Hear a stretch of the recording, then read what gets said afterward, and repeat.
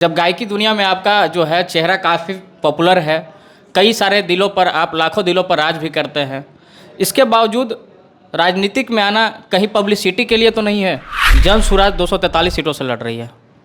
ऐसे में ये नई पार्टी है, आप चाहते तो कोई और भी बड़ी पार्टी जैसे एनडीए हो या फिर इंडिया गठबंधन की बात करें, वहाँ से भी आपको टिकट मिल सकती थी। आखिर आप नई पार्टी ही क्यों ज्वाइन किया? जनसुराज भैया, एक आपका गाना है कि आइल बारू नाचो शहर सासाराम, उसमें आप तमंचा लिए पूरा ढाया ढाया ढाया एकदम कर रहे हैं। ये गाना क्या आगे भी लोगों को जलवा बिखरने के लिए दिखेगा कहीं मंच पे जब आप विधायक बन जाएंगे तो?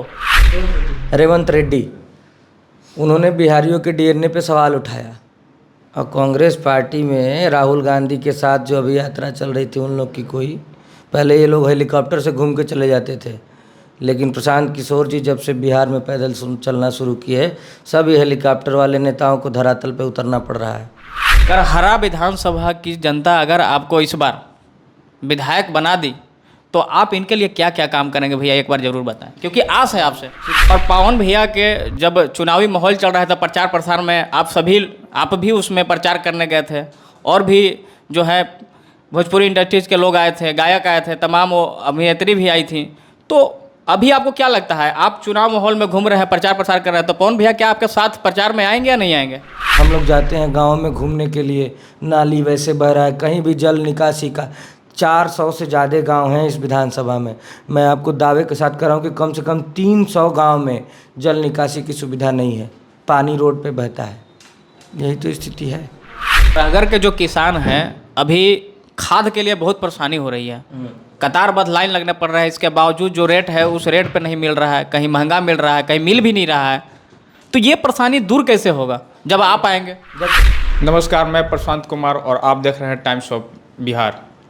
अभी हमारे साथ भोजपुरी इंडस्ट्रीज के अभिनेता, सुपरस्टार गायक और जन सुराज के भाई प्रत्याशी रितेश पांडे जी मौजूद हैं।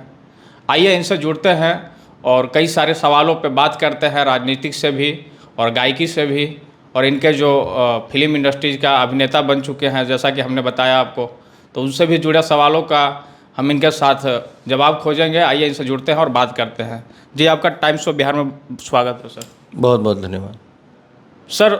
सबसे पहला बात कि आप करहगर विधानसभा से आप चुनाव लड़ने के लिए जन सुराज से आप काफ़ी इन दिनों जो है कि अपना विधानसभा में घूर रहे हैं, क्या रिस्पांस मिल रहा है सर लोगों से?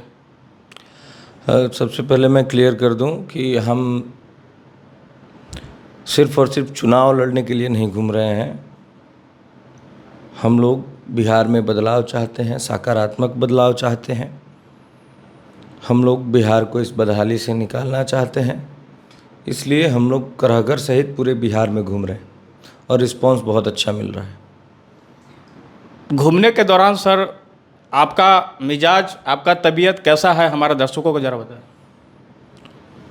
तबीयत अच्छा है, बहुत खुशी हो रही है अपने लोगों के बीच में दरवाजे पे जाके मिलना। लोगों से पहले ऐसे ही वर्बली इंटरनेट के माध्यम से मुलाकात होती थी, जैसे कॉलिंग्स पे, वीडियो कॉलिंग्स पे या फिर लाइव्स में, बट अभी फेस टू फेस मुलाकात हो रही है। लोगों की समस्याओं को सुनना पड़ रहा है।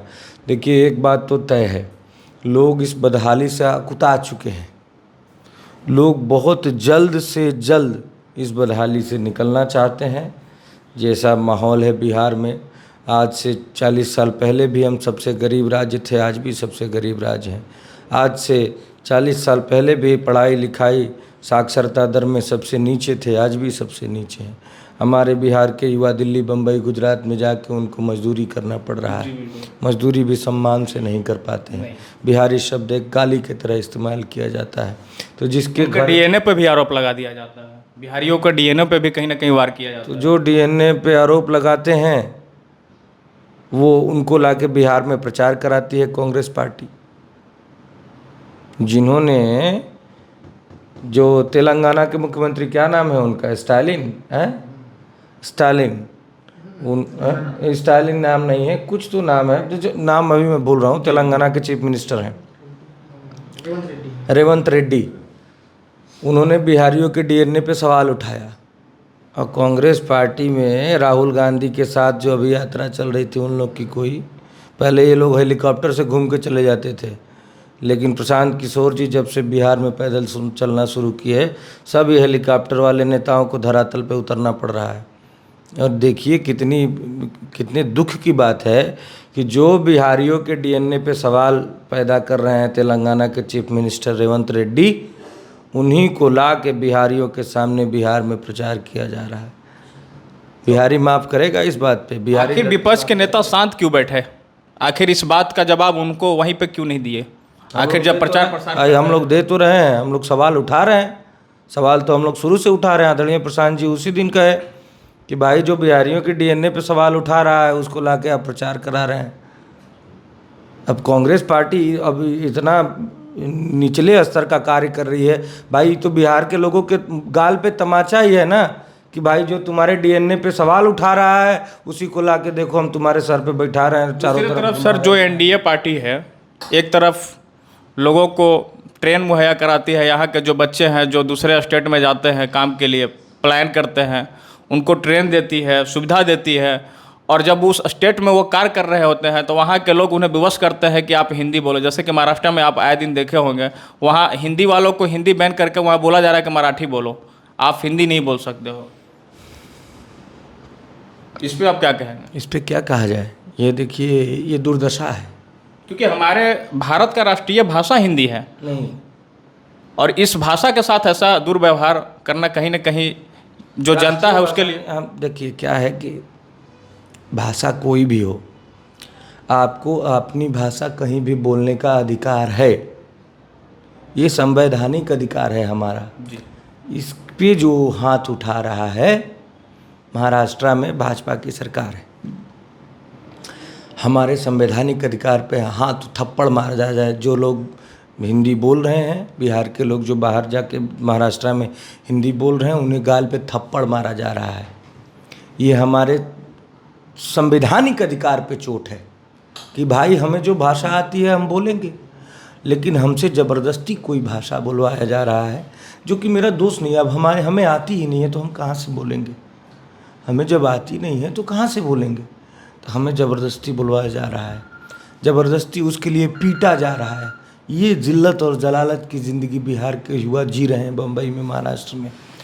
लेकिन एक चूं तक एक कुछ भी किसी भी नेता के मुंह से कोई बयान निकला हो तो, भाजपा के नेता के किसी भी नेता के मुंह से कोई उसके खिलाफ बयान निकला हो? नहीं। यहाँ पे बिहार के अस्मिता की बात कर रहे हैं लोग, वहाँ पे बिहार के बच्चे मार खा रहे हैं, कोई एक आवाज़ भी नहीं उठाया। सरकार वहाँ पे भाजपा की है, अगर सरकार चाहती तो ऐसा होता? नहीं होता, बिल्कुल नहीं होता। इसका मतलब नहीं चाह रही है वो लोग चाह रहे हैं कि बिहार के लड़के मार खाएं, और यहाँ पे पता नहीं कैसे आके कहते हैं कि हमें वोट दो। अरे बिहार के लड़कों की रक्षा नहीं कर सकते, बिहार के लड़कों के लिए आवाज़ नहीं उठा सकते, किस मुंह से वोट मांग रहे हो भैया? एक तरफ जिन बच्चों की आप बात कर रहे हैं सर, वही बच्चे का जब पेपर लीक होता है और धारणा प्रदर्शन जब करते हैं पटना के गांधी मैदान में, यहाँ तक कि कुछ किसान भी है जो अपने मांगों को लेकर गांधी मैदान जाते हैं, वहाँ मांग के लिए अपना जो है वहाँ पे लोग जुड़ते हैं और काफ़ी भीड़ लगाते हैं, सरकार से रखते हैं।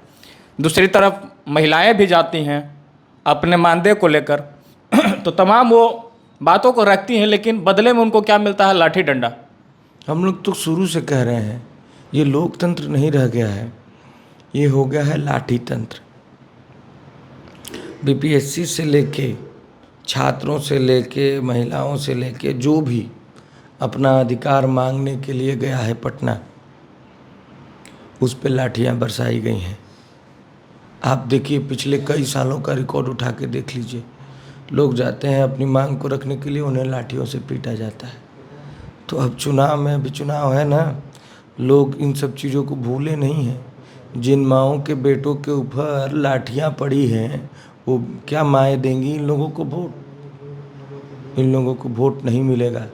इस बार बिहार में बदलाव तय है, बदलाव होना ही होना है। अच्छा सर, अभी तो बात हो गई राजनीति की, दूसरी बात यह है कि आप जो है भोजपुरी इंडस्ट्रीज में अभिनेता हैं। इसके बाद आप जो है अब राजनीतिक में आए हैं, तो सर आखिर क्या वजह हो सकता है कि आप जन स्वराज में राजनीतिक में आकर कदम रखें? मजबूरी क्या हो सकती है? फिल्म इंडस्ट्री से हट कर, एक तरफ फिल्म इंडस्ट्री को साइड करके, सुपर स्टार आप गायक भी हैं, गायकी को साइड करके, और इसके बाद राजनीतिक में आना, क्या मजबूरी हो सकती है? देखिए, ये मजबूरी नहीं है, हमारी स्वेच्छा है। हमें जन सेवा करना है और बिहार के बदलाव के लिए कार्य करना है। फैसला, सही फैसला अगर गलत टाइम पे लिया जाए तो वो सही नहीं रहता। सही फैसले को सही समय पे लेना पड़ता है। मेरी जितनी समझ है, मैंने ये समझा कि अगर सेवा करना है तो एक बदलाव चाहते हैं बिहार के लोग। और जिस प्रकार से मैंने आपसे बताया कि हम लोग किस तरीके से बदहाली में सबसे गरीब राज्य हैं, सबसे साक्षरता दर में सबसे नीचे राज्य हैं, पलायन सबसे ज़्यादा बिहार से होता है, तो बिहार को सुधारने के लिए कार्य करना है। और प्रशांत किशोर जी एक मुहिम, एक बीड़ा उठाकर चले हैं, तो इसमें उनका सहयोग गिलहरी की तरह, जिस प्रकार से वो गिलहरी कर रही थी राम सेतु की बनने में, उस प्रकार से किया जाना चाहिए। मैं आया हूँ सहयोग करने के लिए। आप सर जब गायकी दुनिया में थे, तो जब गायकी दुनिया में आपका जो है चेहरा काफ़ी पॉपुलर है, कई सारे दिलों पर, आप लाखों दिलों पर राज भी करते हैं, इसके बावजूद राजनीतिक में आना कहीं पब्लिसिटी के लिए तो नहीं है? क्योंकि आए दिन देखा जाता है राजनीतिक में जो है सिंगर पब्लिसिटी के लिए भी आते हैं। अब कहने को क्या कह सकते हैं। तो अब ये आपका सवाल है कि किसी का सवाल है? ये आपका सवाल? ये मेरा खुद का सवाल नहीं, ऐसा बिल्कुल नहीं है। मतलब आप चाहते हैं कि बिहार के जनता को सेवा करें? बिल्कुल, मेरा उद्देश्य यही है। अच्छा, अभी आप जब प्रचार प्रसार के लिए निकल रहे हैं, तो क्या लगता है, एक समय था कि लोकसभा का चुनाव था, उसमें पवन भैया सांसद से लड़े हुए थे, यही काराकाट से, और पवन भैया के जब चुनावी माहौल चल रहा था प्रचार प्रसार में, आप भी उसमें प्रचार करने गए थे, और भी जो है भोजपुरी इंडस्ट्रीज के लोग आए थे, गायक आए थे, तमाम वो अभिनेत्री भी आई थी। तो अभी आपको क्या लगता है, आप चुनाव माहौल में घूम रहे हैं, प्रचार प्रसार कर रहे हैं, तो पवन भैया क्या आपके साथ प्रचार में आएंगे या नहीं आएंगे? बिल्कुल आएंगे। अभी तो वो किसी पार्टी से जुड़े नहीं हैं, और हम उनके में गए थे प्रचार करने के लिए उनका, तो वो भी आएंगे। हमारी उम्मीद भी है कि वो आएँ। पवन भैया अभी जो हैं लगातार राइज ऑफ फॉल एक शो चल रहा था, रियलिटी शो, उसमें देखे जा रहे थे। अभी अभी वहाँ से उन्होंने एकाएक जो है निर्णय लिया है कि मैं जनता के बीच में जाऊँगा, क्योंकि अभी विधानसभा का चुनाव चल रहा है, उसमें प्रसार की बातें उन्होंने कहा है। तो ऐसे में उनका फैंस फॉलोइंग काफ़ी नाराज़गी आ गई है कि भैया जो है रियलिटी शो को छोड़कर कहीं ना कहीं हमारे बीच में आ रहे हैं, इस बात से नाराज़ हो गए हैं। क्या कहना चाहेंगे आप इस बात पे? रियलिटी शोज तो सारे स्क्रिप्टेड होते हैं, सब पहले से तय होता है क्या करना है।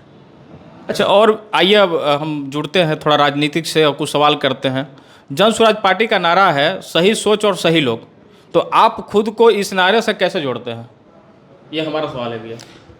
सही सोच, सही लोग और सामूहिक प्रयास जी, हम लोगों का नारा है। हम लोग सब लोग मिल के प्रयास कर रहे हैं। सोच मैं इसलिए ऐसे जोड़ता हूँ कि मैं राजनीति में पैसा कमाने नहीं आया हूँ। मैं राजनीतिक हमारा पेशा नहीं है, आप जानते हैं, हमारा पैशन है। मैं करना चाहता हूँ राजनीति, लोगों की सेवा करना चाहता हूँ।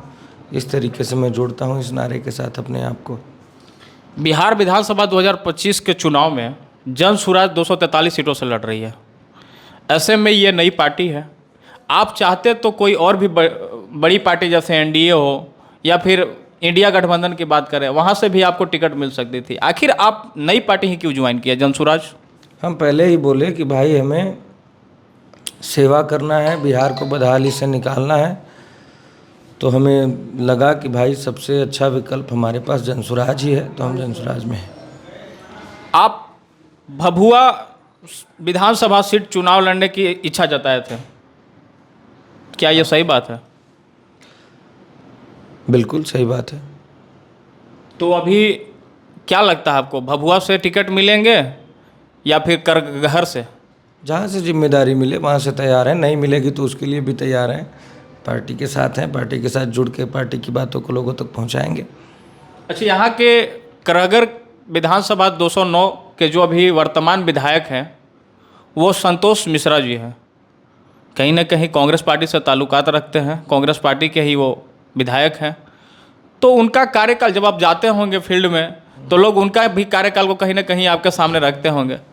तो इसको कैसे आप मतलब फेस करते हैं, इसके सामना कैसे करते हैं? पूरे विधानसभा के लोग बहुत नाराज हैं। लोग यही कहते हैं कि वो आए नहीं। तो ये आप जहाँ बैठे हैं बगल में फील्ड है, तो फील्ड पे जब प्रभात खबर का एक कॉन्क्लेव चल रहा था, उसमें सवाल पूछी जनता, तो वो सही से जवाब नहीं दे पाए कि फील्ड का बोल रहे हैं कि राजनीति हुआ, कौन किया आप लोग जानते ही। मैंने बोला कि भाई कौन किया उसका नाम बताइए जी। भाई, जनता को भी तो जानने का अधिकार है कि भाई किसने काम में अवरोध उत्पन्न किया। लेकिन उन्होंने अंततः नाम भी नहीं बताया कि किसने काम में अवरोध उत्पन्न किया। और वहाँ पे एनडीए के भी मंत्री जी थे, संतोष सिंह जी, उन्होंने भी मतलब दोनों लोग एक दूसरे का बचाव कर रहे थे।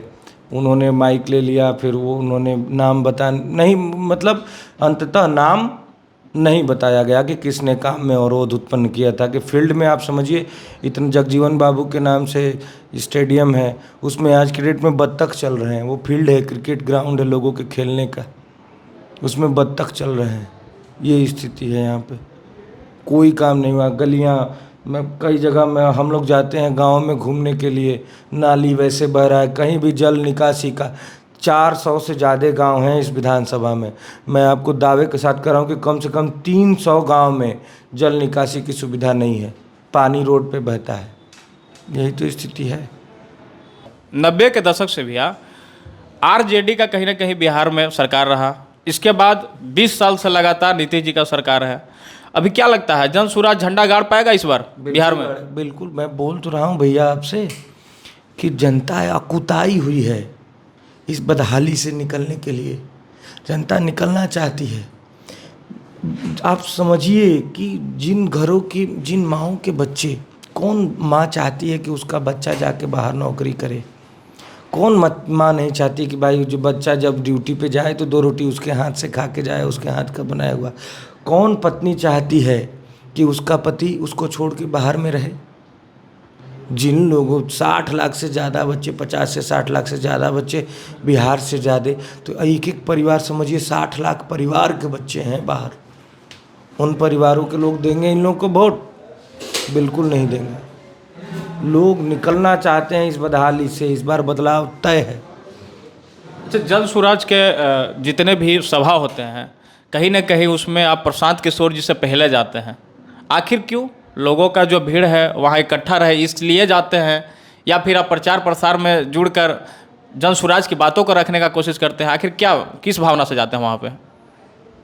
देखिए, हमारे नेता हैं वो, हमारा ये, हम कभी कभी साथ में भी जाते हैं, कभी कभी पहले भी चले जाते हैं। लेकिन ज़्यादातर देखा गया है कि आप पहले जाते हैं उनके आने से। बिल्कुल, हमें पहले जाना चाहिए। मुझे लगता है मुझे पहले जाना चाहिए, इसलिए मैं जाता हूँ। तो ये वहाँ जो उपस्थित लोग रहते हैं, जो भीड़ रहता है, जो माहौल रहता है, वहाँ प्रशांत किशोर जी को देखने के लिए लोग खड़े रहते हैं, काफ़ी भावुक रहते हैं। वैसे में रितेश पांडे जी का भी एक तरफ से आगमन होता है। तो भैया, आखिर वहाँ की जनता के दिलों में तो आपका भी राज हो जाता होगा, कहीं ना कहीं एक अलग माहौल बन जाता है। तो हम इस चीज़ को जानना चाहते हैं कि आखिर रितेश पांडे को उस मोमेंट में कैसे जनता लोग देखते हैं, क्या चाहते हैं उनसे? देखिए, हम लोग तो जाके वही बात बताते हैं।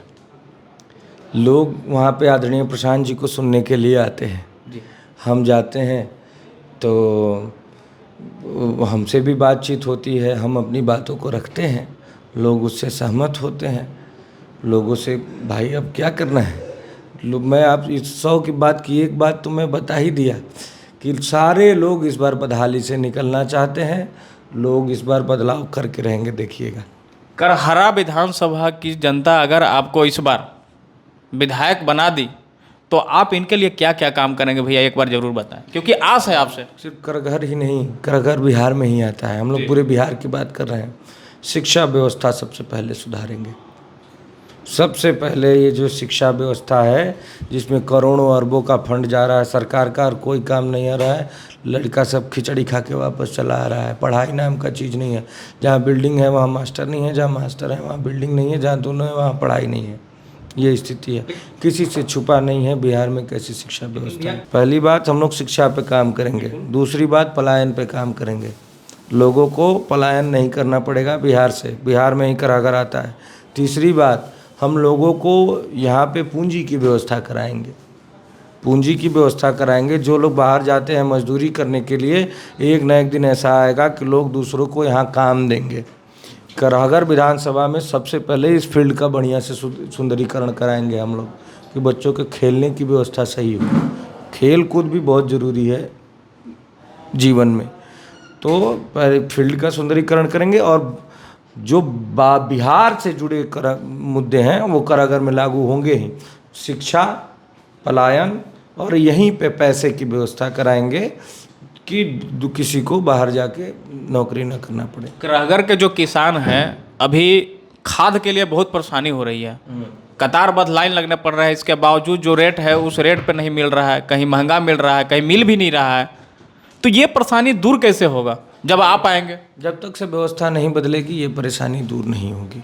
तो किसान आपसे क्या उम्मीद करें? बिल्कुल ये उम्मीद करें कि आने के बाद हम लोग बोल रहे हैं सब, देखिए सबके पीछे एक ही कारण है, भ्रष्टाचार जी। सबके पीछे एक कारण है भ्रष्टाचार। हम लोग दावे के साथ कह रहे हैं कि विद इन 6 मंथ जन स्वराज की व्यवस्था बनने के बाद विद इन 6 मंथ भ्रष्टाचार आज तक के सबसे न्यूनतम स्तर पर लेके आएंगे हम, सबसे न्यूनतम स्तर पर।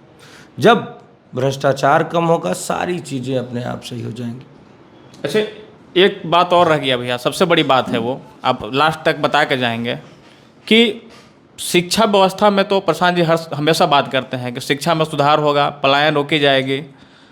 तो दूसरे तरफ जो है अभी महिला समूह की बहुत बड़ा बिहार में देखा जा रहा है संगठन, और ऐसे में नीतीश कुमार जो है महिलाओं के लिए कहीं ना कहीं 10,000 रुपये देने का वादा किया है और उनका फॉर्म भी फिलअप हो रहा है।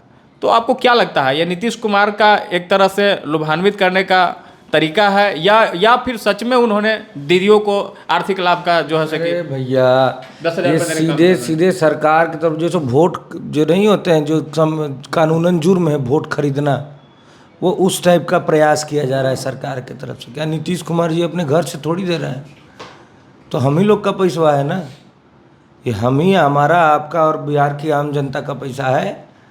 क्या जानते हैं कि जो गरीब आदमी है वो टैक्स नहीं देता है, एक एक आदमी टैक्स देता है। गरीब आदमी अगर 5 रुपये का बिस्कुट भी खरीदता है तो उस पर टैक्स देता है, वो उसी में टैक्स इंक्लूड होता है। तो ये पैसा कौन मार हम लोग अपने घर से दे रहे हैं, तो सरकार का ही पैसा है, दे रहे हैं। अब आप समझिए चुनाव के इतने दिन पहले, 1 महीना पहले, 1.5 महीना पहले, क्या मतलब है देने का? ये वोट खरीदने का प्रयास किया जा रहा है सरकार की तरफ से, समझिए इस मंशा को देखिए। लेकिन अब जो पहले की तरह लोगों को लगता था कि बिहार की जनता को हम लोग 5 साल कोनो काम नहीं करेंगे, लास्ट में थोड़ा पैसा का लालच दे देंगे तो जनता बिक जाएगी, इस बार जनता बिकने वाली नहीं है। प्रशांत किशोर जी कहते हैं, एक गाना है, प्रशांत किशोर जी कहते हैं कि पैसा अगर कोई दे तो पैसवा ले लेना है, अपना ही पैसा है, लेकिन वोट अपने अपने बच्चों का मुंह देख कर देना है। भैया एक आपका गाना है कि आइल बारू नाचो शहर सासाराम, उसमें आप तमंचा लिए पूरा ढाया ढाया ढाया एकदम कर रहे हैं। ये गाना क्या आगे भी लोगों को जलवा बिखरने के लिए दिखेगा कहीं मंच पे जब आप विधायक बन जाएंगे तो, या यूं ही? आपका सवाल मैं समझ नहीं पा रहा। मेरा कहने का मतलब ये है भैया कि ये गाना है आपका कि गाना हम समझ गए, क्या तो आप जब विधायक बन जाएंगे तो क्या लोगों के बीच में ये गाना, इस तरह के गाना गाएंगे या नहीं गाएंगे? गायकी दुनिया में बने रहेंगे या नहीं रहेंगे? मनोरंजन करवाएंगे या नहीं करवाएंगे? गाने तो हमारे बहुत सारे हैं, जाए चंदा भी है, सबसे नीक बाटे सैया किसानी भी है, पूर्वी एक गाना है सर, सुनिए मेरी बात, आप जो बोलते हैं उसका जवाब लीजिए। भैया हमारा राम जैसन भी है, तो वो सब गाना नहीं सुनाएंगे? बिल्कुल, हम उसका भी नाम ले रहे हैं। एक है आपका गाना हेलो कौन, बहुत ही पॉपुलर गाना है, 1 बिलियन में वो जो है से कि आपका जो है व्यूज़ गया है, लाइक भी गया 4.1 मिलियन। तो ये काफ़ी पॉपुलर गाना है। एक है आपका पियवा से पहले हमार रहलू, ये भी अच्छा गाना है। तो इस तरह का गाना जो है आप लगातार फिर विधायक बनेंगे तो क्या लोगों के बीच में लाएंगे या नहीं लाएंगे? आप बच्चे थे तो नंगे घूमते थे जी, अब नंगे घूमते हैं? नहीं। अरे तो इससे ही पहले की बात थी, जब मैं बच्चा था वो सब गाने गाया हूँ। अब बड़ा हो गया हूँ, अब मैं जिस तरीके से गाना गाता हूँ, लोगों को सुनाता हूँ, जैसा माहौल होगा सुनाया जाएगा। धन्यवाद भैया। आपने देखा हमारे साथ super star singer Ritesh Pandey ji जुड़े हुए थे। काफ़ी बातों उनसे हमारी काफ़ी सवालों पर बात हुई और उन्होंने बेहिचक खुलकर बातें बताई, बातों को रखा और एक तरह से बताया कि किस तरह हमारा मोटो है, क्या हम काम करना चाहते हैं। हमारे प्रशांत जी जन सूत्रधार, उनका क्या बिहार के लिए पलायन रोकना, शिक्षा पे बात किया उन्होंने और तमाम अपने विधानसभा से लेकर बात किया। ये सारी बातों को उन्होंने रखा। तो दोस्तों ऐसे ही और भी इंटरव्यू देखने के लिए, ये हमारा रितेश पांडे जी के साथ इंटरव्यू था, और भी इस तरह का इंटरव्यू देखने के लिए आप बने रहें टाइम्स ऑफ बिहार के साथ। मिलेंगे किसी और वीडियो में, तब तक के लिए धन्यवाद।